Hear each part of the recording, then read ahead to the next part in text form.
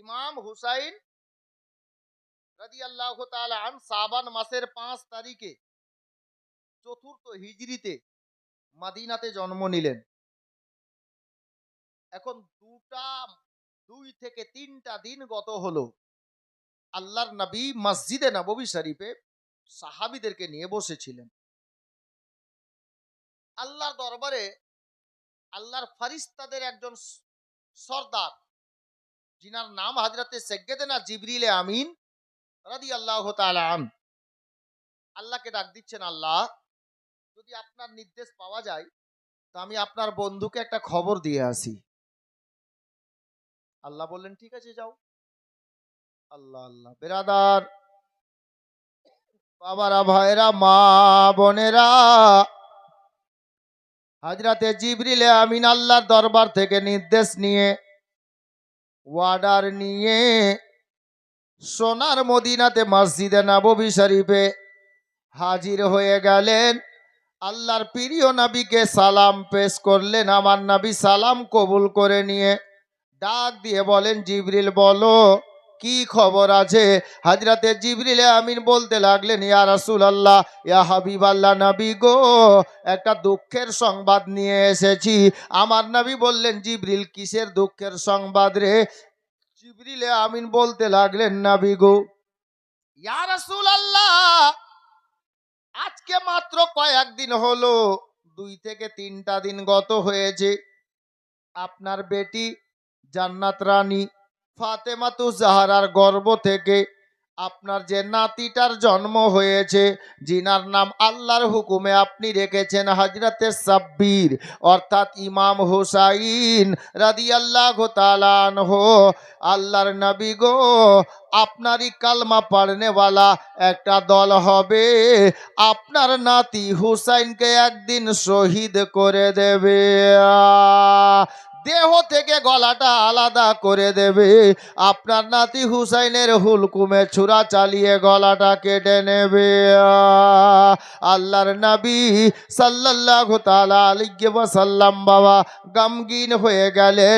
আল্লাহর নবীকে জিবরিল আমিন বলেন, ইয়া রাসূলুল্লাহ, আমি আল্লাহর নিকট থেকে নির্দেশ প্রাপ্ত হয়ে আপনার দরবারে হাজির হয়েছি, তবে ইয়া রাসূলুল্লাহ, আপনার নাতিকে এ মদিনাতে মারবে না, মদিনাতে কাটবে না, আপনার নাতি হুসাইন একদিন মদিনা ছাড়তে বাধ্য হবে, মদিনা ছেড়ে চলে যাবে বাপদাদার দেশে মক্কা নগরীতে, আর মক্কা নগরী থেকে যাবে ইরাকের সরজমিনে, ইরাকের সরজমিনে আপনার কি বলে ফুরাত নদী সংলগ্ন একটা ময়দান আছে, যেই ময়দানের নাম কেতাবে লিখা হযরতে গেরামি কারবালা। ইয়া রাসূলুল্লাহ, ইয়া হাবিবাল্লাহ, নবী গো, ওই ফুরাত নদীর তীরে কারবালার ময়দানে আপনার নাতি হুসাইনকে ইসলাম বাঁচাতে গিয়ে শহীদ হতে হবে, গলা কাটিয়ে দিতে হবে, আপনার নাতির গলাটা তারা কেটে নেবে। আমার নবী পাকের চেহারার রং পরিবর্তন হয়ে গেল বাবা, জারদ শব্দ লেখা আছে কেতাবে, জারদ রং হয়ে গেল, জারদ মানে লাল বলা হয়েছে, চেহারাটা লাল রং হয়ে গেল। আল্লাহর নবীর চক্ষু মোবারকে অশ্রু মোবারক বেরোচ্ছে, জল চলে এসেছে। জিবরিল আমিন বলেন, ইয়া রাসূলুল্লাহ, ইয়া হাবিবাল্লাহ, নবী গো, যদি আপনার নির্দেশ পাওয়া যায় আমি আপনাকে একটা নমুনা দিতে চাই, একটা নমুনা দেখাতে চাই। আল্লাহর নবী বললেন, জিবরিল কি নমুনা রে? জিবরিল আমিন নিজের হাতখানাকে বাড়ালেন, হাতখানা দয়ার নবীর দরবারে পেশ করেছেন, মুঠিটা বন্ধ আছে বাবা। আল্লাহর নবী বললেন, জিবরিল কি আছে? আল্লাহর নবীকে জিবরিল বললেন, ইয়া রাসূলুল্লাহ, আপনি নিজের হস্ত মোবারকে নিয়ে নেন। আল্লাহর নবী যখন হস্ত মোবারক বাড়ালেন বাবা, জিবরিল মুঠিটা খুলে নবীর হস্ত মোবারকে রাখলেন। দেখতে পাওয়া গেল কোনো টাকা নেই, পয়সা নেই, সোনা চাঁদি হীরা মানি মুক্তা নেই। আল্লাহর নবীর হস্ত মোবারকে জিবরিল আমিন এক মুষ্টি মাটি রেখে দিলেন। বেরাদার, জিবরিল আমিনকে মায়ার নবী ডাক দিয়ে বলেন, জিবরিল, এটা কোন মাটি রে? আমার হাতে কেন দেওয়া হলো? হযরতে জিবরিল আমিন বললেন, ইয়া রাসূলুল্লাহ, ইয়া হাবিবাল্লাহ, নবী গো, এ মাটিটা হলো আপনার ইমাম হুসাইন, আপনার নাতি হুসাইনের মাকতাল গাহের মাটি, যেই জায়গাতে আপনার নাতিকে সীমার পাপি ছুরা চালিয়ে দেহ থেকে গলা আলাদা করে দেবে, হুসাইনের রক্তে কারবালা লালে লাল হয়ে যাবে, কারবালার ময়দান রক্তে রক্তাক্ত হয়ে যাবে। ইয়া রাসূলুল্লাহ, আপনার নাতি হুসাইনের মাকতাল গাহার মাটি, ওই জায়গার মাটি আপনার হাতে তুলে দিলাম। আল্লাহর নবী বললেন, জিবরিল রে, মাটিটা আমি করব তো করব কি? হযরতে জিবরিল বললেন, ইয়া রাসূলুল্লাহ, ইয়া হাবিবাল্লাহ নবী গো, আপনার নাতি হুসাইন যখন মদিনা ছেড়ে দেবে, মদিনা থেকে সবাই না হুসাইনের সঙ্গে যাবে না। আর মোবাইলের যুগ তো ছিল না বাবা। জিবরিল বললেন, হুজুর এই মাটিখানাকে মদিনায় সহি সালামতে যত্ন করে রেখে দেন। আপনার নাতি হুসাইন এই মদিনা ছেড়ে যাওয়ার পরে মাঝে মধ্যে মাটিটার দিকে লক্ষ্য করে দেখবে, যারা এই মদিনাতে বেঁচে থাকবে, আপনার হুসাইনের দিওয়ানা, আপনার চাহানেওয়ালা, আপনাকে ভালোবাসনেওয়ালা, ইয়া রাসূলুল্লাহ, যেই দিন কারবো আপনার কি বলে, যেই দিন মদিনাতে এ মাটিখানা রক্তের মতো লাল হয়ে যাবে, মাটিখানা মদিনাতে দেখবে রক্তের আপনার রং ধারণ করে নিয়েছে, রক্তের মতো লাল হয়ে গেছে, সেই দিন মদিনা থেকে বুঝে নিতে হবে আপনার নাতি হুসাইন কারবালাতে শহীদ হয়ে গেছে। বাস এতটুকু বললেন জিবরিল। এখন একটা প্রশ্নের উত্তর পাবেন বাপ, সব জীবনের কিতাবে এরকম লেখা আছে। সেটা কি? যে ইমাম হুসাইন রাদিয়াল্লাহু তাআলা আনহুর মাকতাল গাহের মাটি আমার নবীকে তো দিলেন জিবরিল। কি বললেন? মদিনা থেকে সবাই যাবে না, যারা বেঁচে থাকবে, কারণ নাম নিয়েছেন, কে বেঁচে থাকবে? যারা বেঁচে থাকবে ওদের মধ্যে মাটিটা দেখবেন মদিনা ছেড়ে দেওয়ার পরে হুসাইন যারা মদিনাতে থাকবে ওরা মাটিটা মাঝে মধ্যে দেখবে, যেদিন দেখবে মাটিটা রক্তের মতো লাল হয়ে গেছে, সেই দিন বুঝে নিতে হবে যে হুসাইন আজকে কারবালাতে শহীদ হয়ে গেছে। এই কথা বলে জিবরিল চলে গেল। জিবরিল চলে যাওয়ার পর আল্লাহ নবী মাটিটা নিজের মুষ্টির মধ্যে ধারণ করে বাড়িতে গেলেন। মা বোনেরা,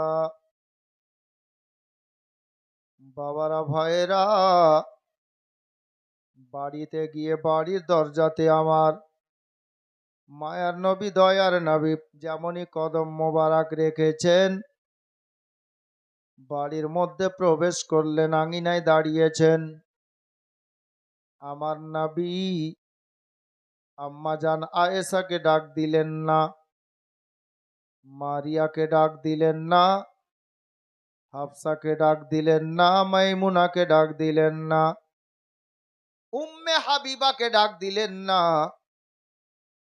আল্লাহর নবী নিজের বাড়ির মধ্যে দাঁড়িয়ে, আঙিনায় দাঁড়িয়ে বাবা একজন আম্মা জান, সমস্ত মমিন মমিনাতের আম্মা, আমার নবী পাকের অর্ধাঙ্গিনী স্ত্রী সাহেবা, জিনার নাম কিতাবে হজরতে আম্মা জান উম্মে সালমা রাদিয়াল্লাহু তাআলা আনহা, হজরতে উম্মে সালমাকে ডাক দিলেন, রে বিবি উম্মে সালমা। যেমনই ডাক দিয়েছেন বাবা আম্মা জান উম্মে সালমা লাব্বাইক বলে, প্রেজেন্ট বলে, উপস্থিত বলে ইয়াকি ডাকে আমার নবীর সামনে এসে দাঁড়িয়ে গেছেন। নবী পাকের নুরানি চেহারার দিকে তাকিয়ে দেখলেন নবী পাক সাল্লাল্লাহু তাআলা আলাইহি ওয়াসাল্লামের মনটা ভালো লাগছে না। হযরতে আম্মা জান উম্মে সালমা বললেন, ইয়া রাসূলুল্লাহ, নবী গো আমাকে ডাক দিয়েছেন, আমি হাজির হয়েছি হুজুর, আমার জন্য যা নির্দেশ আছে, আমার জন্য যা অর্ডার আছে আপনি বলেন হুজুর, আমি মাথা নত করে সেটাই করব। কিন্তু আমার মায়ার নবী বলেন, উম্মে সালমা, এ বিবি তোমার আঁচলখানা একটু সামনে ধরো। হযরতে উম্মে সালমা আঁচলটাকে সামনে ধরলেন। বাবা, আল্লাহর নবী নিজের মুষ্টিখানা আঁচলের উপরে যেমনই খুলেছেন, দেখতে পাওয়া গেল উম্মে সালমার আঁচলে এক মুষ্টি মাটি আমার নবী দান করলেন।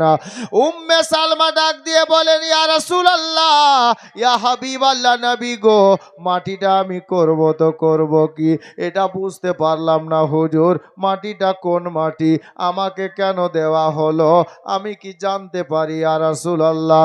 আমার নবী বলেন, এ উম্মে সালমা রে, মাটিটা বড় গুরুত্বপূর্ণ মাটি আছে, তুমি তুলে রাখো রে বিবি। বলে, হুজুর কারণটা কি জানতে পারি, কোন মাটি কেন দেওয়া হলো? আমার নবী বললেন, এ উম্মে সালমা জানো রে, আজকে কয়েকদিন আগে, 2 থেকে 3 দিন আগে আমার বেটি ফাতেমার গর্ভ থেকে আমার নাতির জন্ম হয়েছে, হুসাইনের জন্ম হয়েছে। আমার হুসাইন আজকে মাত্র 2 থেকে 3 দিন বয়স হলো। বিবি উম্মে সালমা, এই মাত্র খবর হলো রে, আমার নিকটে আল্লাহর তরফ থেকে জিবরিল এসে বললেন, ইয়া রাসূলুল্লাহ, আপনার নাতি হুসাইনকে একদিন ইসলামের জন্য শহীদ হয়ে যেতে হবে। এই উম্মে সালমা, আমার নাতি হুসাইনকে একদিন গলা কাটাতে হবে। আল্লাহ পাক এটা জিবরিলকে দিয়ে আমাকে খবর করে দিলে। আর হুজুর বুঝলাম, ইসলাম বাঁচাতে আমার নাতি হুসাইনকে গলা কাটাতে হবে, তবে মাটিটার সঙ্গে সম্পর্ক কি? আমার নবী বলছেন, এ উম্মে সালমা, আমার হুসাইন যখন মদিনা ছাড়বে, আমি নবী দুনিয়াতে থাকবো না, আমার ফাতেমা দুনিয়াতে থাকবে না, আলী দুনিয়াতে থাকবে না, আমার হাসান দুনিয়াতে থাকবে না, আমার সাহাবীদের মধ্যে আবু বকর উমর থাকবে না, হযরতে ওসমান থাকবে না, আমার বিবিদের মধ্যে কোন বিবি দুনিয়াতে থাকবে না। আমি নবী ভালো করে জানি রে, আমার নাতি হুসাইন যেদিন মদিনা ছাড়বে, আমার বিবিদের মধ্যে শুধু তুমি মাত্র দুনিয়াতে বেঁচে থাকবে। এই উম্মে সালমা, এ মাটিটা এমন মাটি আছে বিবি, জানিস রে বিবি, আমাকে জিবরিল বলে গেলেন রে, আমার হুসাইন কারবালার ময়দানে যেদিন শহীদ হবে, রক্তে লালে লাল হয়ে যাবে কারবালার জমিন, আমার হুসাইনের দেহখানা কারবালার মাটিতে যেখানে পড়ে থাকবে রে, যে জায়গায় হুসাইনের গর্দান কেটে নেওয়া হবে রে, জিবরিল আমাকে ওই জায়গার মাটি এনে দিয়েছেন। এই বিবি উম্মে সালমা, মাটিটাকে যত্ন করে তুলে রেখে দে রে বিবি। আমার হুসাইন মদিনা ছেড়ে চলে যাওয়ার পরে মাঝে মধ্যে মাটির দিকে দেখিস রে। এ বিবি উম্মে সালমা, আমাকে জিবরিল বলে গেলেন, যেই দিন দেখবি মদিনাতে মাটিটা রক্তের মতো রূপ ধারণ করেছে, রক্তের মতো লাল হয়ে গেছে, সেই দিন বুঝে নিবি রে বিবি, আমার জানের পিয়ারা নাতি হুসাইন সেই দিন কারবালাতে শহীদ হয়ে গেছে। কারবালাতে হুসাইনের হুলকুমে ছুরা চালিয়ে গলাখানাকে সীমার পাপি কেটে নিয়েছে, এ মদিনা থেকে বুঝে নিবি বিবি। বাবারা, ভাইয়েরা, আমার মায়ার নবী সাল্লাল্লাহু আলাইহি ওয়াসাল্লাম গো, আল্লাহর প্রিয় নবী হযরতে উম্মে সালমাকে বললেন, বিবি রে, ওই মাটিখানাকে যত্ন করে তুলে রেখে দে। উম্মে সালমা বাড়িতে গেলেন, মাটিটাকে যত্ন করে শিশিতে ভরে বাবা রেখে দিলেন। শেষ রাতে বলবো বাবা, ওই মাটিটা সত্যিকারে রক্তের মতো লাল হয়েছিল। বাবারা, ভাইরা, মা বোনেরা, এই করে কয়েকটা দিন আবার কেটে গেছে বাবা। আমার নবী পাকের একজন সন্তান, একটা ছেলে, যিনার নাম কেতাবে লেখা আছে হযরতে ইব্রাহিম রাদিয়াল্লাহু তাআলা আনহু। নবী পাকের 3টি ছেলে বাপ, দুটা ছেলে মক্কাতে কবর শরীফ, আর একজন ছেলে হযরতে সাইয়্যিদানা ইব্রাহিম রাদিয়াল্লাহু তাআলা আনহু। ওনার কবর শরীফটা মদিনাতে আমি গুনাহগার জিয়ারত করার সুযোগ পেয়েছি।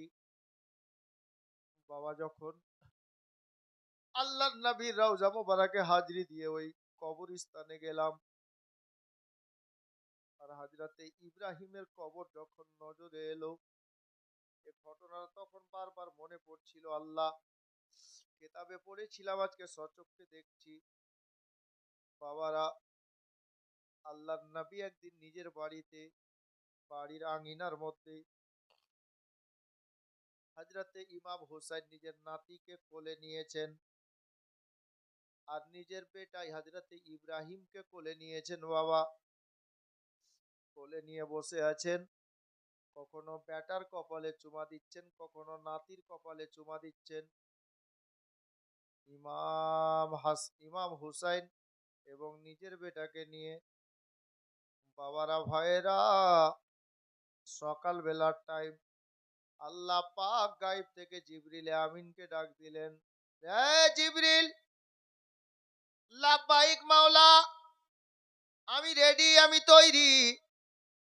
আল্লাহ বললেন, জিবরিল রে, ওই দেখো মদিনাতে আমার হাবিবুল্লাহ পয়গম্বরকে, আমার বন্ধুকে, জান্নাতের দুইটা ফুলকে নিয়ে আমার বন্ধু কত আনন্দ উপভোগ করছেন।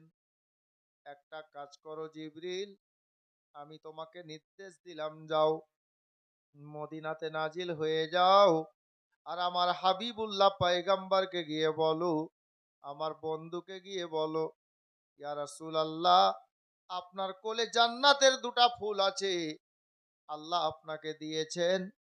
আপনি এই জান্নাতি ফুলের মধ্যে থেকে একটা জান্নাতি ফুলকে নিজের কাছে রাখেন, আর একটাকে আল্লাহকে ফিরিয়ে দেন।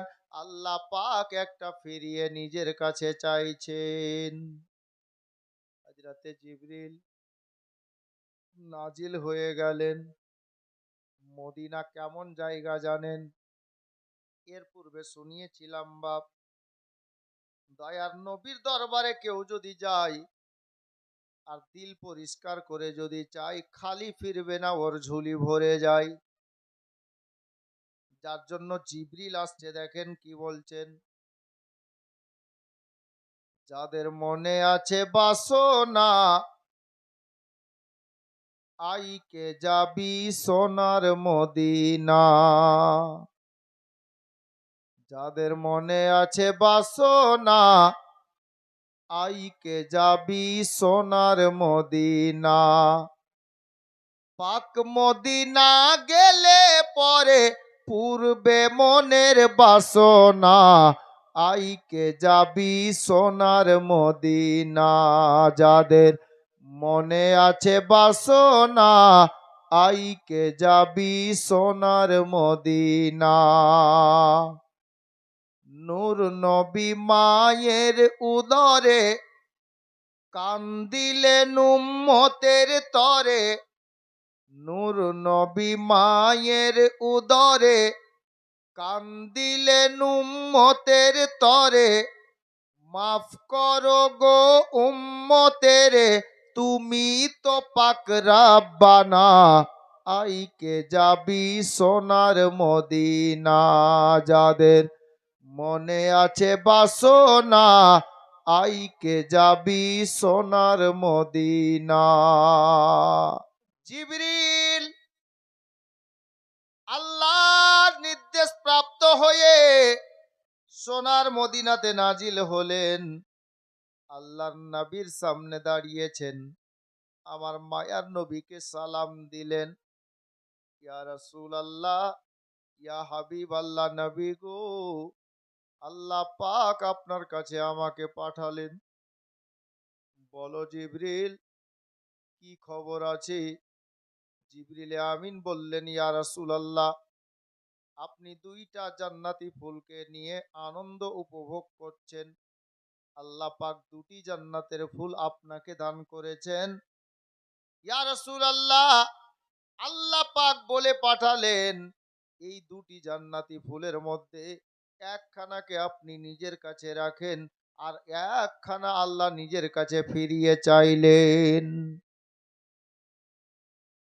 আল্লাহর নবী বললেন, জিবরিল, আল্লাহ যখন চাইলেন, তাহলে বলো তো কোনটা? নিজের বেটাকে ফিরিয়ে দেব না বেটির বেটাকে ফিরিয়ে দেব? আল্লাহ কোনটা নেবেন? জিবরিল বলছেন আল্লাহ তো এটা বলেননি কোনটা, দুটার মধ্যে একটা চেয়েছেন। যাতে জিবরিলে আমিনকে আমার নবী বললেন, জিবরিল রে তুমি আল্লাহকে জিজ্ঞেস করো। জিবরিল, আল্লাহ যেটা চাইবেন আমি নবী সেটাই দেব। জিবরিলে আমিন আল্লাহকে ডাক দিচ্ছেন, মাওলা আপনি দুটা জান্নাতি ফুলের মধ্যে একটি চেয়েছেন, এটা বলে দেননি কোনটা নেবেন। তবে আল্লাহ গো, আপনার বন্ধু আপনার দোস্ত আমাকে প্রশ্ন করেছেন, আমি এখন উত্তর কি দেব? কোনটা ফিরিয়ে নেবেন? নবীর নাতিকে ফিরিয়ে নেবেন না নবীর ছেলেকে ফিরিয়ে নেবেন? আল্লাহ পাক গায়েব থেকে আওয়াজ দান করলেন, জিবরিল একটা কাজ করো, আমি পূর্ববর্তী মুসলমানদের কিবলা বানিয়েছিলাম বাইতুল মুকাদ্দাসকে, কিন্তু আমার নবীর চাওয়াতে নবীর মর্জিতে আমি আল্লাহ বাইতুল মুকাদ্দাসকে পরিবর্তন করে কাবাকে কিবলা বানিয়েছি আমার নবীর মোহাব্বতে, আমার নবীর ভালোবাসাতে। জিবরিল, আমি আল্লাহ বলবো না, যাও গিয়ে আমার বন্ধুকে বলো, আমার বন্ধু যেটা আমাকে ফিরিয়ে দেবে আমি আল্লাহ সেটাই নিজের দরবারে কবুল করে নেব।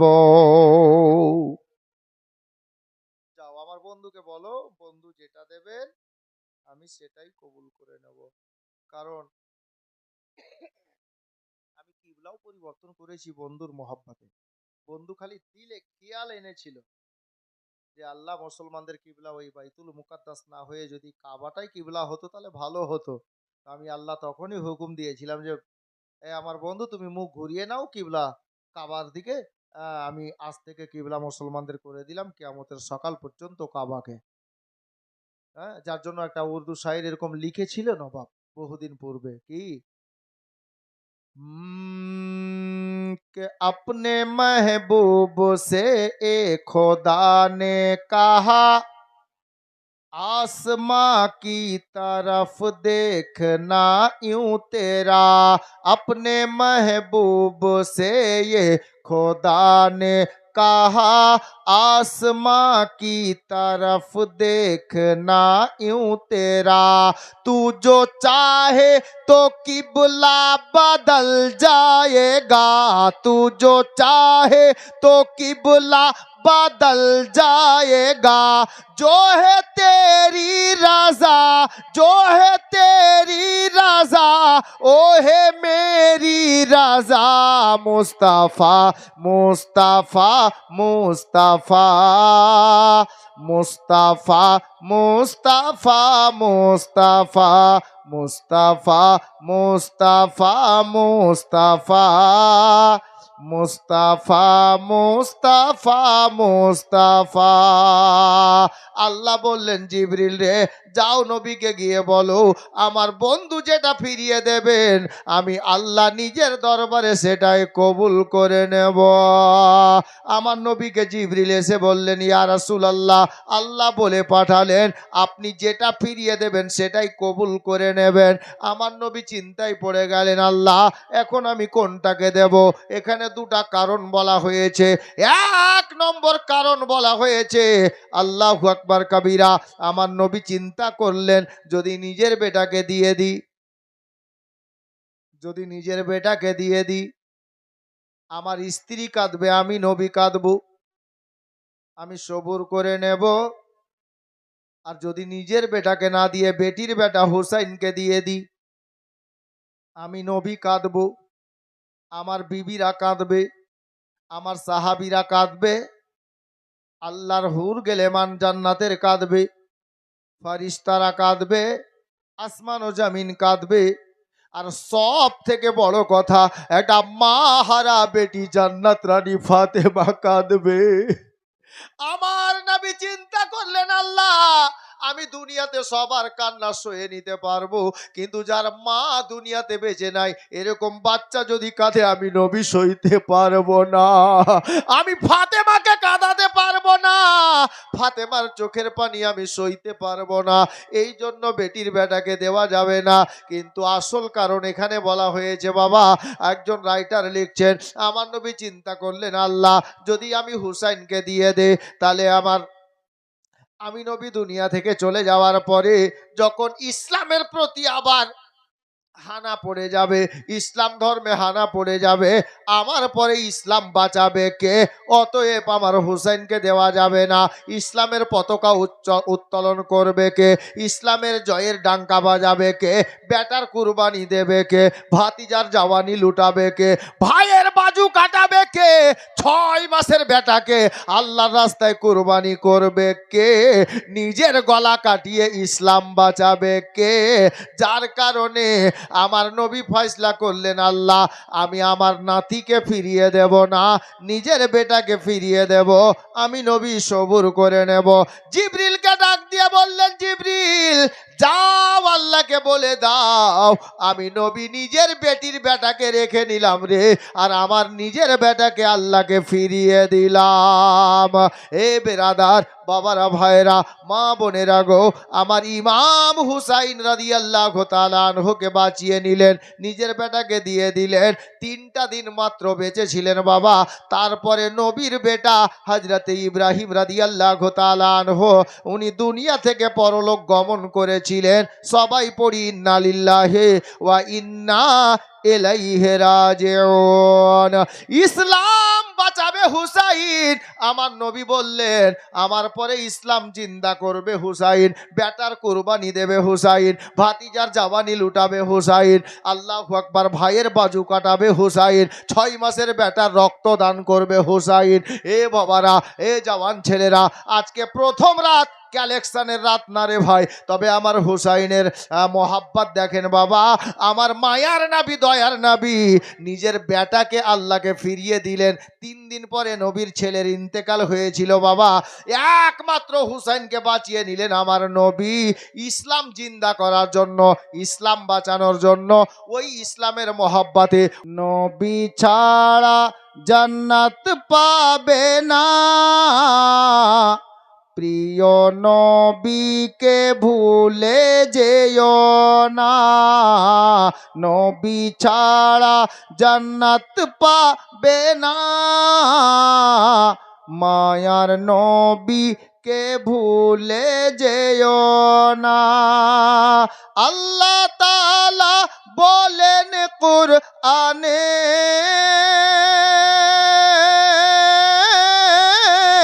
আল্লাহ তাআলা বলেন কুরআনে, যা আছে আসমান ও জমিনে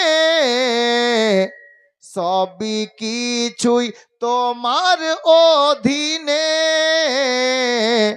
প্রিয় নবীকে ভুলে যেও না, নবী ছাড়া জান্নাত পাবে না, মায়ার নবীকে ভুলে যেও না।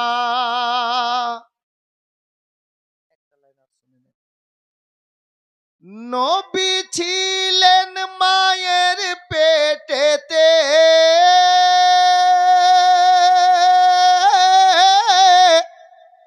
নবী ছিলেন মায়ের পেটেতে, পিতা গেলেন ব্যবসাতে, আসার পথে ফিরে এলেন না, স্বামী হারা হলেন মা আমেনা, আসার পথে ফিরে এলেন না, স্বামী হারা হলেন মা আমেনা, নবী ছাড়া জান্নাত পাবে না, দয়ার নবীকে ভুলে যেও না। সাল্লাল্লাহু তাআলা আলাইহি ওয়াসাল্লাম। হযরতে গিরামি, হযরতে সাইয়্যিদানা হুসাইন রাদিয়াল্লাহু তাআলা আনহু দুনিয়াতে আসার কয়েকদিনের মধ্যেই তিনার শহীদের খবর এলান হয়ে গেল। মদিনার ছোট বড় সবাই জেনে গেল যে এই বাচ্চাটাকে একদিন শহীদ হতে হবে। আল্লাহর নবী নাতিকে বাঁচিয়ে নিলেন, বেটাকে আল্লাহর দরবারে ফিরিয়ে দিলেন। বাবা, বাচপানার ঘটনা এত লেখা আছে, আমি প্রথমেই বলেছি ধারাবাহিক যদি ছোট বয়সের ছোট্টবেলার ঘটনাগুলোই বলি তো শেষ হবে না বাবা, 3 দিন লেগে যাবে কম করে, তাহলে আমি বাকি ইতিহাসগুলো কখন বলবো? যার জন্য ক্ষমা চাইছি। তিনাদের রুতবা সম্পর্কে শুধু একটু শুনে নেন। মদিনার সরজমিন ছিল, আর হজরতে সৈয়দনা ইমাম হাসনাইন করিমাইন কচি কচি দুই ভাইয়ের কুস্তি লড়ালড়ি হচ্ছিল। আল্লাহর নবী একদিকে বসে আছেন, আর সাহাবীরা চতুর্দিক থেকে গোল করে ঘিরে নিয়েছেন। যেমন সাপ খেলা দেখায় না, কাবাডি খেলা হয়, বল খেলা হয়, অনুরূপ দুই ভাইয়ের কুস্তি লড়ালড়ি হচ্ছে। একদিকে নবী আছেন, আর চতুর্দিকে সাহাবীরা আছেন। তো ইমাম হাসান ও হুসাইন ধরছেন, হুসাইন হাসানকে ধরছে, হাসান হুসাইনকে ধরছে, ও একে ফেলছে, ও ওকে ফেলছে, একে কুস্তি বলে। তো আল্লাহর নবী ডাক দিয়ে বলছেন, হাসান হুসাইনকে ভালো করে ধরো, ভালো করে ধরো। এই যখন বলছিলেন, মা ফাতেমা পর্দা থেকে শুনতে পেলেন, আড়াল থেকে বলছেন, ইয়া রাসূলুল্লাহ, এটা কেমন কথা? আমাকে শুনে একটু কেমন লেগে গেল। কেন রে মা? বলে, হুজুর, আমার বেটা হাসান হলো বড়, হোসাইন হলো ছোট। আপনি বলছেন কুস্তি লড়ানোর টাইমে আপনি মায়ার নবী হাসানকে বলছেন হোসাইনকে কষে ধরো, ভালোভাবে ধরো। এটা বলা উচিত ছিল হুসাইনকে, কিন্তু আপনি মায়ার নবী, নবীদের সর্দার হয়ে হাসানকে বলছেন। এটা যে কেমন লাগছে গো আব্বাজান, ইয়া রাসূলুল্লাহ, এটা কেমন কথা? আমার নবী বলছেন, ফাতেমা তুমি চিন্তা করিও না বেটি, তোমার বড় বেটার দিক থেকে নবীদের সর্দার কথা বলছে, আর তোমার ছোট বেটার তরফ থেকে ফারিস্তাদের সর্দার জিবরিলে আমিন কথা বলছেন। ফাতেমা, আমি নবী বলছি হাসান তুমি হুসাইনকে কষে ধরো।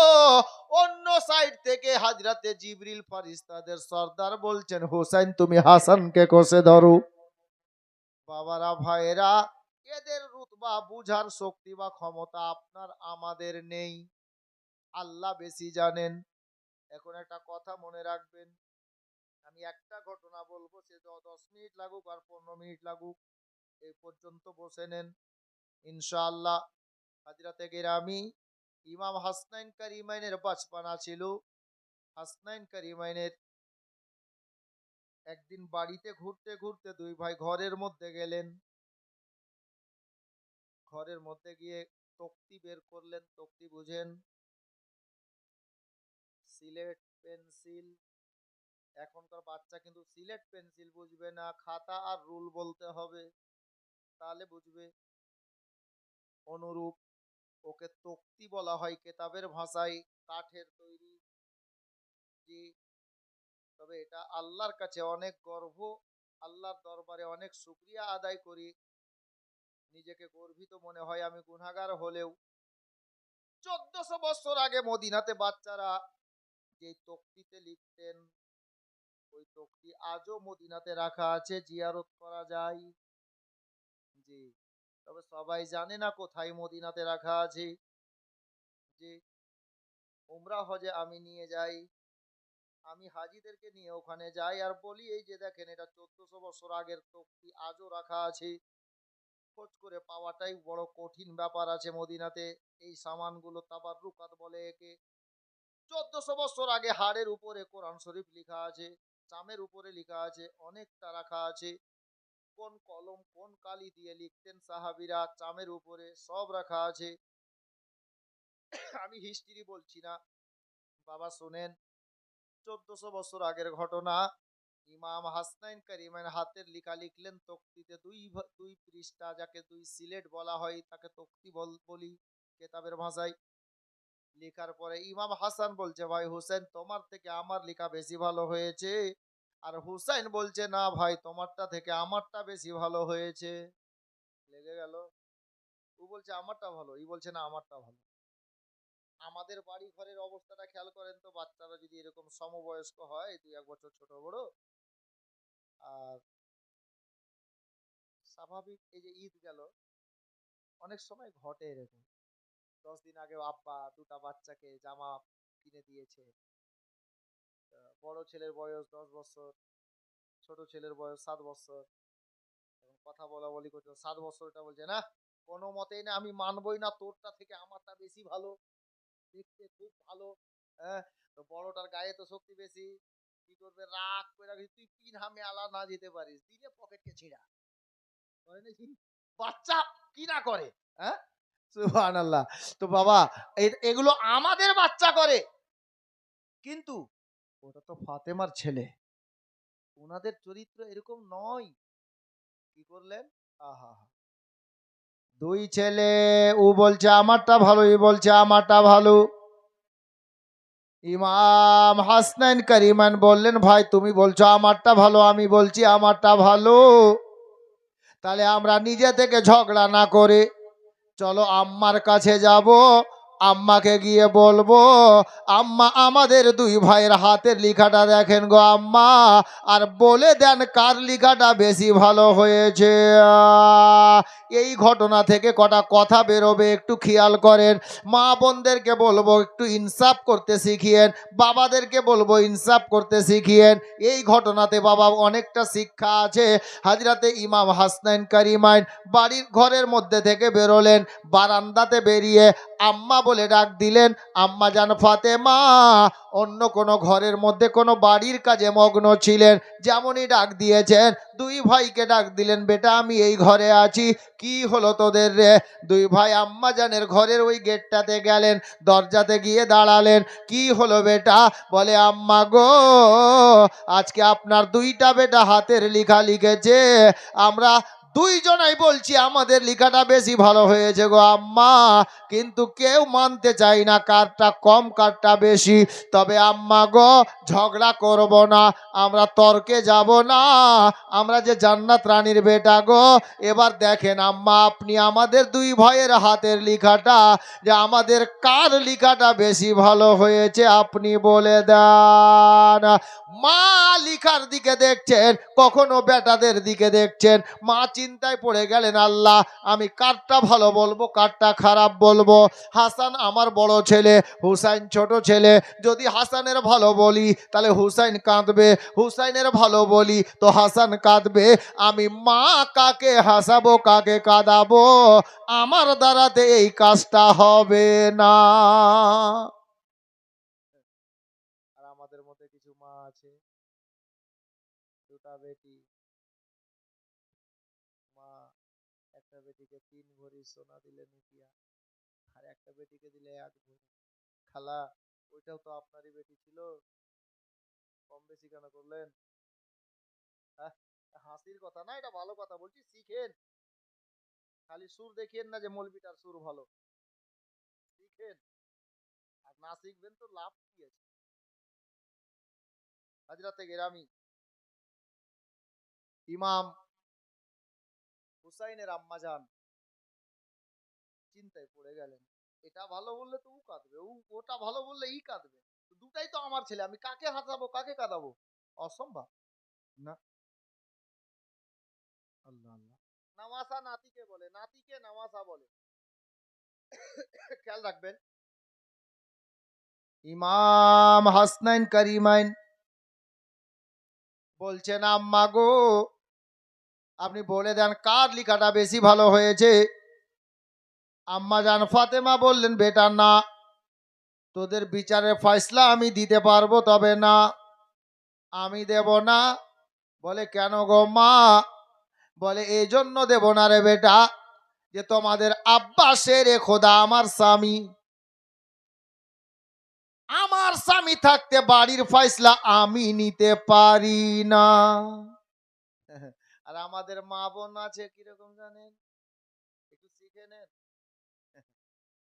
যদি বলে বিউটির বাপ বিউটির মা, এবার ঈদের শাড়িটা আমি আনবো, বলছে তুমি ভালো চিনো না, স্টাইল বাজার আমি যাব। হ্যাঁ, খালা একজন বিবাহিতা স্ত্রীর সৌন্দর্য কোনটা পড়বে কোনটা কি করবে ওটা দেখার মালিক একমাত্র আপনার স্বামী। আপনার স্বামীর নজরে যেটা ভালো সেটাই আপনার কাছে ভালো হওয়া লাগবে, এটা ইসলাম বলছে। কি? হ্যাঁ? আর আপনি বলবেন না বিউটির বাপ যেতে হবে না, আমাকে টাকা দাও আমি যাব মালদা স্টাইল বাজার। আপনার 3,000 টাকা দামের শাড়ি আনলেন যেটা আপনার স্বামীর মোটেই চয়েস নয়, দিনের বেলা মশাহারি। হুম, খালি মোরা দেখেন আর কবরে গিয়ে দেখেন ফারিস্তারা সাইজ করে দেবে। হ্যাঁ, হাসির কথা না ভাই, এটাই বাস্তব। আল্লাহর নবীর বেটি ফাতেমা বললেন, বেটা ফয়সলা তো আমি দিতে পারবো কিন্তু দেব না, কারণ আমার স্বামী বেঁচে আছে। বাড়ির কোনো ফয়সলা করতে হলে স্বামীকে বলতে হবে, স্বামী যেটা ভালো মনে করবে সেটাই হবে। এ বেরাদার, হযরতে মা ফাতেমা দুইটা বেটার গালে চুমা দিয়ে, কপালে চুমা দিয়ে বললেন, বেটারে যাও, তোমার আব্বা বাইরে আছেন, কিছু সাহাবীদেরকে নিয়ে বসে দিনের আলোচনা করছেন, যাও তোমাদের আব্বার কাছে যাও, তোমাদের আব্বা তোমাদের লিখার ফয়সলা করে দেবেন। মা পাঠিয়ে দিলেন। অনেক বুদ্ধি করে। বহুদিন পূর্বে এই গজলটা লিখেছিলাম আমি নিজে। কি জানেন? নওয়াসা এ রাসূলো, নওয়াসা মানে নাতি, আগেই বলেছি। নওয়াসা এ রাসূলো, দুই ইমাম জিজ্ঞাসিল, কি মাগো একবার বলো লিখায়ে কার ভালো, মাগো একবার বলো লিখায়ে কার ভালো, মাগো একবার বলো লিখায়ে কার ভালো। দুই ইমাম তাকিয়ে আছে মায়ের পানে, ব্যথা দিব আমি কার পারানে। মা ফাতেমা ববে মনে মনে, লেখা ভালো বলি আমি কার কেমনে। শোনো গো মানিক আমার, তোরা যে দুই ফাতেমার, শোনো গো মানিক আমার, তোরা যে দুই ফাতেমার, টুকরা দুই কলেজার, লিখা খারাপ বলিকার, টুকরা দুই কলেজার, লিখা খারাপ বলিকার। দুই ইমাম তাকিয়ে আছে মায়ের পানে, ব্যথা দেব আমি কার পারানে। দুই ইমাম না বুঝিল, বারে বারে জিজ্ঞাসিল, মাগো একবার বলো লিখায়ে কার ভালো, মাগো একবার বলো লিখায়ে কার ভালো।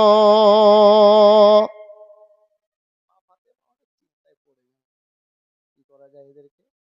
মা ফাতেমা বলছে, মিটাতে মনের আশা। মা ফাতেমা স্বামীর কাছে পাঠাচ্ছে কিভাবে দেখেন। অনেক লম্বা গজল আছে, আর পুরোটা মুখেও নেই, কাগজ নিব তারপরে বলতে পারবো। আমি কেটে কেটে ছন্দগুলো বলে দিচ্ছি শুনেন। মিটাতে মনের আশা, আছে মুশকিল কুশা। মৌলা আলীকে মুশকিল কুশা বলে। মিটাতে মনের আশা, আছে মুশকিল কুশা, দুই গালে দুইটি বসা, যারে আল্লাহ ভরসা। দুই গালে দুইটি বসা, যারে আল্লাহ ভরসা। বসা মানে চুমা। দুই ছেলের দুই গালে চুমা দিয়ে বললে, যাও বাবা, মুশকিল কুশা মাওলা আলী আমার স্বামী তোদের আব্বা ফয়সলা করে দেবে, আল্লাহর কাছে এটাই ভরসা রাখছি, করে ছেলে দুটিকে পাঠিয়ে দিবে। মা ফাতেমা আব্বার কাছে গেলেন। আচ্ছা, আমাদের মধ্যে কিছু বাবা আছে, মাপ চাইছি লাগতে পারে, কিছু বাবা আছে, তিনটা ছেলে আছে, দুটো ছেলেকে দিল 4 কাঠা আর একটা ছেলেকে দিল 6 কাঠা। আজব তারিকা, শরীয়ত এটা হুকুম দেয়নি। শরীয়তের হুকুম হলো 3টা ছেলে আছে, আপনার 9 কাঠা মাটি আছে, তো সমান করে লিখে দেন। লিখে দেওয়া দরকার কি, আপনার ইন্তেকালের পরে উঠোই নিজেরাই ভাগ করে পেয়ে যাবে 3 কাঠা অংশ পাবে। ওটা আপনি কেন মারছেন বাবা হয়ে? হ্যাঁ, অনুচিত শরীয়ত বিরোধী কাজ আপনি করছেন। এখান থেকে শিখেন। আমি এই কথাটা এই জন্যই বললাম। মাওলা আলী বসে কিছু সাহাবীকে নিয়ে আলোচনা করছেন, দিন ইসলামের কিছু আলোচনা চলছে, বাড়ির বাইরে ছিলেন কোথাও। হাজরাতে ইমাম হাসনান করিমান কচি কচি ছেলে, 7-8, আপনার 6-7 বছর বয়স, সিলেট নিয়ে আছে সিনাতে। আল্লাহ আমার মুশকিল কুশা মাওলা আলী রাদিয়াল্লাহু তাআলা আনহু ছেলেদেরকে দেখে গল্প বন্ধ করলেন, আলোচনা বন্ধ করলেন, দাঁড়ালেন, বেটাদের কাছে গেলেন, 2-4 কদম আগে আসলেন। আব্বাজান বলো তো কি ব্যাপার এই দুপুর বেলাতে আমার নিকটে? তোমরা বলতে আমি লোক পাঠিয়ে তোমাদেরকে মাঙাতাম, আমাকে খবর করতে আমি চলে আসতাম, তোমরা ছোট ছোট বাচ্চায় রোদে বেরিয়ে এসছো, ব্যাপারটা কি?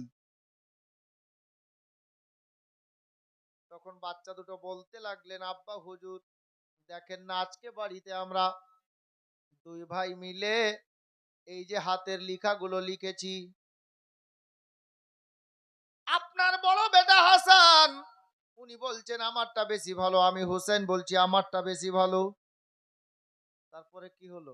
বলে আমরা দুইজন এই কথা বলা বলি করতে করতে দেখলাম তর্ক হয়ে যাবে না, ওদিকে যাওয়া ঠিক হবে না, আম্মার কাছে গেলাম, আম্মা বলে দিল না আব্বা এবার আপনি বলে দেন আমাদের 2 ভাইয়ের লেখার মধ্যে কারটা বেশি ভালো হয়েছে। আল্লাহু আকবার কবীরা। হযরতে মাওলা আলী চিন্তায় পড়ে গেলেন, একই কেস একই অবস্থা। হযরতে আলী ভাবছেন আল্লাহ, হাসান আমার বড় ছেলে, হুসাইন আমার ছোট ছেলে, যদি হাসানের লেখা ভালো বলি হুসাইন কাঁদবে, হুসাইনের ভালো বললে হাসানের চোখে পানি আসবে, আমি বাবা হয়ে কোন ছেলেকে কাঁদাবো, কোন ছেলেকে হাসাবো? আমি আলীর দ্বারাতে এই কাজ হবে না। আর আপনি 2 কাঠা 6 কাঠা করে দিলেন, এবার ছেলে কাঁদতেই থাকলো। আপনি কেমন বাবা? দেখেন আলীর কাছে শিখেন। হযরতে আলী চিন্তা করছেন, কিন্তু এই যে সাহাবীরা যারা ছিলেন না সামনে, এনারাও চিন্তায় পড়ে গেছেন, দেখি আলী আজকে নিজের ছেলের বিচার কেমন করে, দেখবো। আলী তো একদম সহি বিচার করনে ওয়ালা, কিন্তু নিজের ছেলেদের বিচার কেমন করে দেখি। আল্লাহ আল্লাহ। বেরাদার, বাবারা, ভাইরা, মা বোনেরা, হযরতে মাওলা আলী রাদিয়াল্লাহু তাআলা আনহু লেখাগুলো দেখছেন আর মনে মনে ভাবছেন। ভাবতে ভাবতে একটা কথা মনে পড়ে গেল, কি জানেন? ছন্দে শুনেন, এগিয়ে যাবে কি? লিখা দেখে ভাবে শেরে খোদা, কারে রাখবো কারে করব জুদা। মানে কাকে ভালো বলবো আর কাকে খারাপ বলবো। জি, লিখা দেখে ভাবে শেরে খোদা, কারে রাখবো কারে করব জুদা, ভেবে পাই না কিছু শেরে খোদা, খিয়াল আসিল তখন নুরুল হোদা, ও আমার নুরুল হোদা, শেরে খোদা বলল তবে বঞ্চিত কেউ না রবে, শেরে খোদা বলল তবে বঞ্চিত কেউ না রবে, অতি আসান ভাবে ফয়সলা হয়ে যাবে, অতি আসান ভাবে ফয়সলা হয়ে যাবে। দেখার আশায় সবাই বসলো ঘিরে, আলী বললেন চিন্তা করিও না, খুব সহজে ফয়সলা হবে, বসো। ফয়সলা কি হচ্ছে দেখেন। দেখার আশায় সবাই বসলো ঘিরে, রাই কি দেবে আলী দেখার পরে, ও আলী দেখার পরে, ফয়সলা হলো মোর এই বিচারে। ফয়সলা হয়ে গেল, কি ফয়সলা হচ্ছে নিচের লাইন দেখবেন। ফয়সলা হলো মোর এই বিচারে, কি?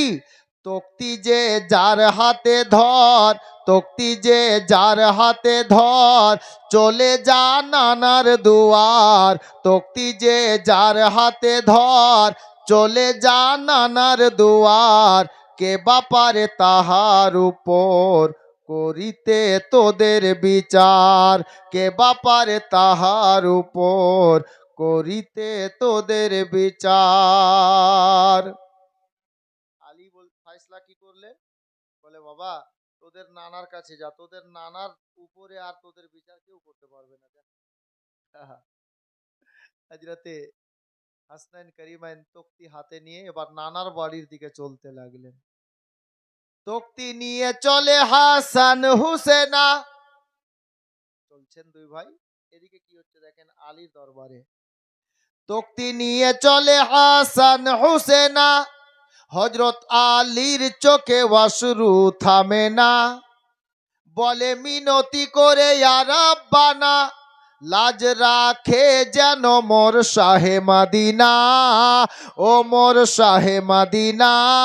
দুইজনার তক্তি হাতে নানাজির বাড়ির পথে, দুইজনার তক্তি হাতে নানাজির বাড়ির পথে, ভেবেছেন যেতে যেতে আছে কার কি কিসমতে, ভেবেছেন যেতে যেতে আছে কার কি কিসমতে। নানাজির দ্বারে যখন পৌঁছে গেল, আমার নবী মসজিদে নববীর বারান্দাতে কিছু সাহাবীকে নিয়ে বসে আলাপ করছিলেন দ্বীন ইসলামে। নবী দেখতে পেলেন, যখন কাছাকাছি চলে আসলেন কি ঘটলো শুনেন। নানাজির দ্বারে যখন পৌঁছে গেল, নানাজি নাতিদের পানে দৌড়ে এলো, হাঁটু ভেঙ্গে নবী জমিনে বসিল, দুই হাতে দুই ভাইয়ের তক্তি নিল। আর কি বললেন?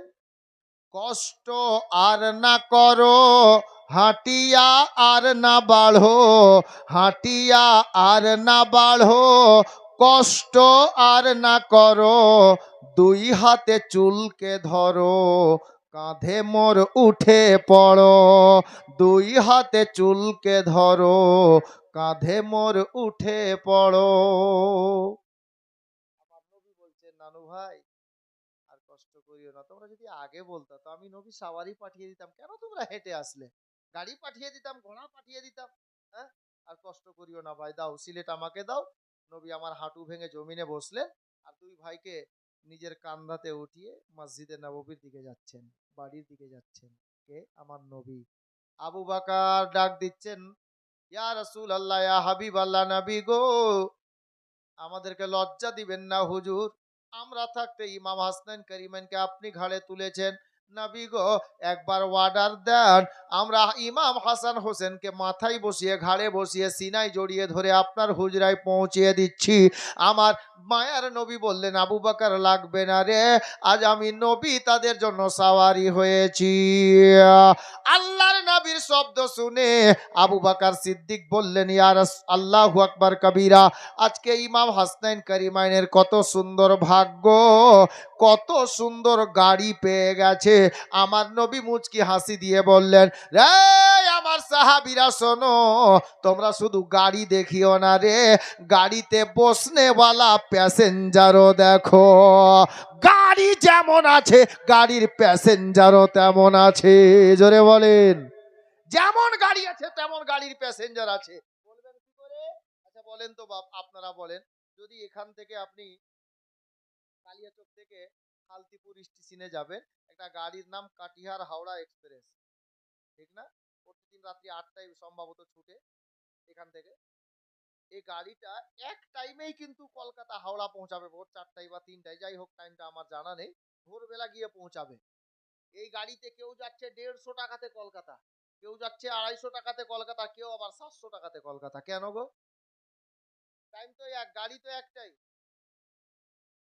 ভাড়া কম বেশি কেন? যে লেবার খাটতে যাচ্ছে ও 150 টাকাতেই চলে গেল। হ্যাঁ, আর যে একটু কোনো কাজ ক্ষেত্রে যাচ্ছে, কোনো ব্যবসায়িক লোক, ওকে দেখেন যে স্লিপারে গেছে, 250 টাকা লেগেছে। আর কোনো মাস্টার ডাক্তার প্রফেসর যখন যাচ্ছে, ও কিন্তু এসি কোচের টিকিট কাটছে। তার কারণ ওর অবস্থা ওই এসি কোচে যাওয়ার মতো আছে। এই লোকটা ব্যবসায়িক, এর স্লিপারে যাওয়ার অবস্থা আছে। আর দিন মজুরি কারণে বলা কোনো কমিশন দফাদার যাদের সঙ্গে যায়, এদেরকে কিন্তু বেশিরভাগ জেনারেলে, অল্প রাস্তা জেনারেলে নিয়ে যায়। মুআজ্জাজ ও মোহতারাম, বলার উদ্দেশ্য হলো, লোক যেমন ক্যাটাগরির হয় তার গাড়ির ব্যবস্থা তেমন ক্যাটাগরির আছে। অতএব আমার নবী বুঝিয়ে দিলেন, সাহাবীরা শোনো, তোমরা শুধু গাড়ি দেখিও না, প্যাসেঞ্জারও দেখো। আরে গাড়ি যেমন ভালো আছে, প্যাসেঞ্জারও তেমন ভালো আছে। হাসান হোসেনের রুতবা দেখাচ্ছেন আমার নবী, এটাই বুঝাতে চাইছিলেন। আচ্ছা, গেলেন কোথায়? গেলেন হুজরায়ে আয়েশায় গেলেন, মানে নবী পাকের হুজরাতে গেলেন, আরামগাহ ঘরে গেলেন। গিয়ে সিলেট দুটা রাখলেন, নাতি দুটিকে ঘাট থেকে নামালেন, ওদিকে মসজিদে নববীর মিনারে হযরতে বেলাল আসরের আজান পড়ে দিলেন। আমার নবী ডাক দিয়ে বলছেন, নানু ভাই চলো, কথা পরে হবে, আগে ইবাদত সারি, নামাজের টাইম হয়ে গেছে, নামাজ পড়িনি। দুই নাতিকে সঙ্গে নিয়ে নামাজে গেলেন। নামাজ শেষ হলো। যদি হাজী সাহেব কেউ আছেন তো বুঝতে পারবেন, আর যদি নেই তো গুগল সার্চ করবেন, দেখবেন আমি যেটা বলছি পেয়ে যাবেন। মসজিদে নববীর 1400 বছর আগের আঙিনা আজও খালি আছে। চতুর্দিকে ছাদ আছে, আর মসজিদে নববী এখানে শেষ হচ্ছে, এখান থেকে নিয়ে এই খুঁটিটা দেখেন, এরকম চার কোণা করে 6টা ছাতা দাঁড়িয়ে আছে। চতুর্দিকে ছাদ, কিন্তু ওখানে ছাদ নেই। 8 থেকে 10 লক্ষ মানুষ একই জামাতে নামাজ পড়বে, এত বড় মসজিদে নববী শরীফ।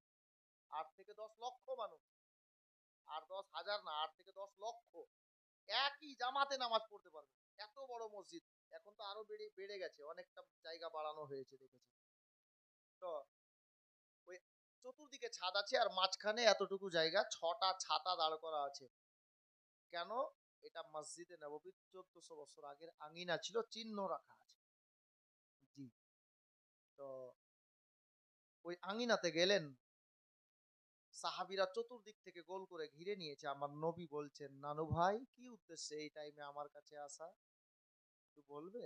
দুই নাতি বলছে, হুজুর একটু দাঁড়ান, আমরা আসছি। ওই যে সিলেট দুটা ঘরে রাখা আছে, তক্তিটা, দৌড়তে দৌড়তে গেলেন আম্মা জান আয়েশার হুজরাই, মানে নবী পাকের রুমে, আর সিলেট দুটা, তক্তি দুটা নিয়ে আসছে। নানু ভাই এ দেখেন। আরে ভাই কি দেখবো? আমার নবী প্যারসে কথা বলছেন, কি দেখবো বলো? বাচ্চা দুটো বললেন, ইয়া রাসূলুল্লাহ, ইয়া হাবিবাল্লাহ, নানা জান, আপনার দুই নাতি আজকে হাতের লেখা লিখেছে বাড়িতে। লেখার পরে আমি বলছি আমারটা ভালো, আপনার নাতি হুসাইন বলছে আমারটা ভালো। আমরা ফাইসলা নিতে না পেরে আম্মার কাছে গেলাম। আম্মা বলে দিল না। আব্বার কাছে গেলাম। আব্বা জান আপনার কাছে পাঠালেন। ইয়া রাসূলুল্লাহ, এবার আপনি বলেন আমাদের দুই ভাইয়ের লিখার মধ্যে কারটা বেশি ভালো হয়েছে? একেবারে জটিল সমস্যা, একই কেস। এইভাবে বলেছিল বাচ্চা দুটো, কি জানেন? নাওয়াসা এ রাসূল, দুই ইমাম জিজ্ঞাসিল, মাগো একবার বলো, লিখায়ে কার ভালো? এবার নানার কাছে কিভাবে বলেছিল জানেন? ইয়া রাসূলুল্লাহ, আম্মা জান না বলিল, আব্বা জান পাঠিয়ে দিল। মা বলে দেয়নি, আব্বা পাঠিয়ে দিলেন। আম্মা জান না বলিল, আব্বা জান পাঠিয়ে দিল। নানা এবার তুমি বলো, লিখায়ে কার ভালো? নানা এবার তুমি বলো, লিখায়ে কার ভালো? নবী আমার চিন্তায় পড়ে গেলেন, কি জানেন? নবীও ভাবছেন, যদি কয় এটা ভালো, ওটাও নয়তো কালো। যদি কয় ওটা ভালো, এটাও নয়তো কালো। ফাঁদেয়া মন ফেলিল, বলা মুশকিল হলো। ফাঁদেয়া মন ফেলিল, বলা মুশকিল হলো। আমার নবীও চিন্তায় পড়ে গেলেন, আল্লাহ কোনটা ভালো বলি, কোনটা খারাপ বলি? এটা যদি ভালো বলি, ওটা যদি মন্দ বলি, কম ভালো বলি, তাহলে একটা নাতি কাঁদবে। আমি দয়ার নবী হয়ে কাকে কাঁদাবো, কাকে হাসাবো? একই কেস। আল্লাহ পাক গায়েব থেকে জিবরিলকে ডাক দিলেন, জিবরিল যাও, আমার বন্ধুকে চিন্তা করতে নিষেধ করো। জিবরিল আসলেন। আল্লাহ পাক বলেছেন, এ জিবরিল জান্নাতে যাও, একটা আপেল নাও। আমার বন্ধুর হাতে দাও, বন্ধুকে এই খবরটা বলে চলে এসো। আল্লাহর নবীর দরবারে জিবরিল আসলেন, এসে আমার নবীকে বললেন, ইয়া রাসূলুল্লাহ, চিন্তা করবেন না, এই হলো ব্যাপার। দুই নাতির সিলেটটা দু জায়গায় রেখে দেন। আল্লাহ বলে পাঠালেন, এটা হলো জান্নাতি আপেল। এই আপেল খানাকে আসমানের দিকে চালিয়ে দেন, আসমানের দিকে চালিয়ে দেবেন। আপেলটা এসে দুই সিলেটের মধ্যে যে সিলেটে পড়ে যাবে, আপনি ওর লেখাটাই ভালো বলে ঘোষণা দেবেন। এটা আল্লাহ বলে পাঠিয়েছেন। আল্লাহর নবী তাই করলেন। চিন্তা করতে হবে না। এই নানু ভাই, তোমাদের হাতের লিখার বিচার হয়ে যাবে, দাঁড়াও। দুই ভাই দুই জায়গায় সিলেট রাখলেন। আল্লাহর নবী সিলেটটাকে আপনার কি বলে আপেলটাকে উপরে চালিয়ে দিলেন। আল্লাহ পাক গায়েব থেকে বাবা নিজের কুদরতি শক্তিতে হযরতে জিবরিল আমিনকে বলে দিলেন, জিবরিল আপেলটাকে দুই ভাগে বিভক্ত করে দিয়ে উপর থেকে নিচের দিকে ছেড়ে দিলেন। বাবা দুই ভাইয়ের সিলেটে দুই অংশ এসে পড়লো। আমার নবী বললেন, এ নানু ভাই, যাও তোমাদের অংশগুলো তুলো, আর তুলে নিয়ে তোমরা দেখো যার অংশে বেশি পড়েছে আপনার আপেল খানা, যার অংশে বেশি আপেলের অংশ হবে, তার লেখাটা বেশি ভালো হবে। এ বেরাদার বাচ্চা দুটো দৌড়ে গেলেন, ওই সিলেটের উপর থেকে নিজের নিজের অংশের আপেলগুলো তুলে ধরা হলো। দেখা গেল পরীক্ষা নিরীক্ষা করে ওজন করে সমস্ত কিছু করে দেখা হলো, আপেল দুই ভাগে বিভক্ত হয়েছে, এক চুল পরিমাণে কম বেশি হয়নি, দুটোই অংশ সমান বেরিয়ে গেল। আল্লাহর নবী বললেন, নানু ভাই, তোমাদের হাতের লিখার বিচার ফয়সলা এটাই হলো, তোমাদের লিখা কাহারই খারাপ হয়নি, দুই ভাইয়ের হাতের লিখা সমান হয়েছে, তোমাদের হাতের লিখা সমান হয়েছে। আচ্ছা, আসলে এই বিচারটা করলো কে? কে করলেন? আল্লাহ করলেন কিনা বুঝে গেছেন? এই ঘটনা থেকে কি বুঝলেন? তো শুনছি আমরা, কি বুঝলেন এই ঘটনা থেকে? এটাই বোঝা গেল যে নবীর দুই নাতি, এদের দিলে আঘাত লাগবে, কেউ কাঁদবে, এটা না মা চাইলো, না বাবা চাইলো, না নবী চাইলো, না আল্লাহ চাইলো। আল্লাহও চান যে এরা যেন না কাঁদে, এরা হাসি খুশি থাকে, এতে আমি আল্লাহ রাজি, আমি আল্লাহ খুশি। হ্যাঁ, তো আলে নবী সম্পর্কে কেউ জবান খারাপ করবেন না, মন্তব্য খারাপ করবেন না, নয়তো আপনার ইহজগৎ পরজগৎ সব অমঙ্গল হয়ে যাবে, মঙ্গলময় হবে না বাপ। নবী সালাম আলাইকা, সালাম আলাইকা ইয়া হাবিব, সালাম আলাইকা সালাওয়াতুল্লাহ, হাবিবি ইয়া রাসূলুল্লাহ,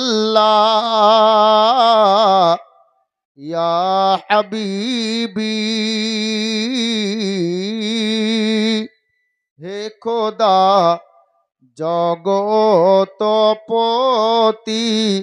করিও নবীজির সাথী, পুলসিরাত পারে কালে, নবীজির চরণ তলে, আনবী সালাম,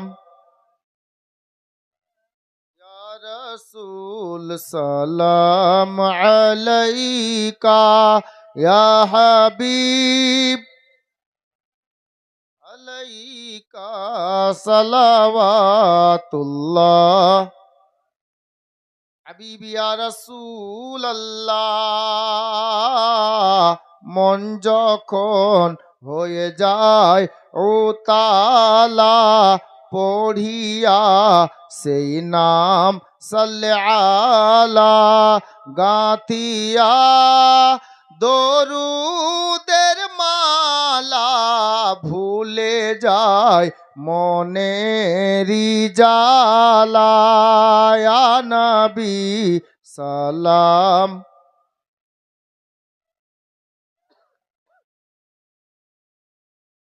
আলাইকা, ইয়া হাবিব আলাইকা সালাওয়াতুল্লাহ,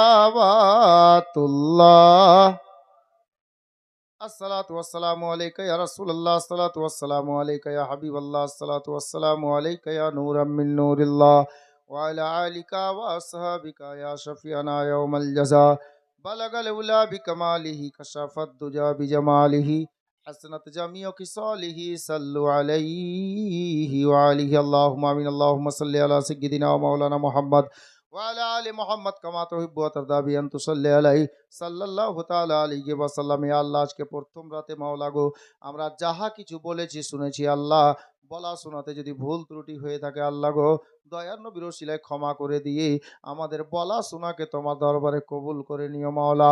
ইয়া আল্লাহ, তোমার বান্দা বান্দিরা 100 200 করে 500 করে কয়েকজন দিয়েছেন আল্লাহ, 10 টাকা 20 টাকা যে যা দান করেছে আল্লাহ, সকলের দানকে তুমি কবুল করে নিও মাওলা। মনের আশা বাসনাকে পূর্ণ করে দিও মাওলা। ইয়া আল্লাহ পরবর্তীকার মাওলা গো, আর 4 রাত গাইতে বাকি থাকলো মাওলা, আমরা যেন সঠিকভাবে এসে শুনতে পারি, বলতে পারি, এটুকু তৌফিক দান করিও মাওলা। ইয়া আল্লাহ, আমাদের সকলের অন্তর্যামী তুমি মাওলা, আমাদের সকলের মনের জায়জ উদ্দেশ্যকে নেক আশাকে নবী ও আলে নবীর ওসিলায় পূর্ণ করে দিও মাওলা। আমাদের সকলের বাড়ি ঘরে দোকান পারসাদে মাওলা গো, ব্যবসা বাণিজ্যে বরকত দান করিও মাওলা। আমাদের মধ্যে যারা অসুস্থ তাদেরকে সুস্থতা দান করো মাওলা। ইয়া আল্লাহ, আমাদের অনেকের মাওলা গো, অনেকে মাওলা গো পারেশানির মধ্যে রয়েছে মাওলা, পারেশানিকে দূর করে দাও মাওলা, পারেশানিকে আসান করে দাও মাওলা। আল্লাহ, আমাদের সকলের মা বোনকে তুমি পর্দার সহিত চলার তৌফিক দান করো মাওলা। আমাদের সকলের আওলাদকে নেক বানিয়ে দাও মাওলা। হারাম রুজি থেকে আমাদেরকে বাঁচিয়ে নাও মাওলা। হালাল রুজি উপার্জন করে খাওয়ার তৌফিক দান করো মাওলা। ওয়া সাল্লাল্লাহু তাআলা আলা খাইরি খালকিহি সাইয়্যিদিনা মুহাম্মাদিন ওয়া আলিহি ওয়া আসহাবিহি আজমাইন। আমিন সুম্মা আমিন বিহাক্কি লা ইলাহা ইল্লাল্লাহু মুহাম্মাদুর রাসূলুল্লাহ সাল্লাল্লাহু আলাইহি ওয়াসাল্লাম।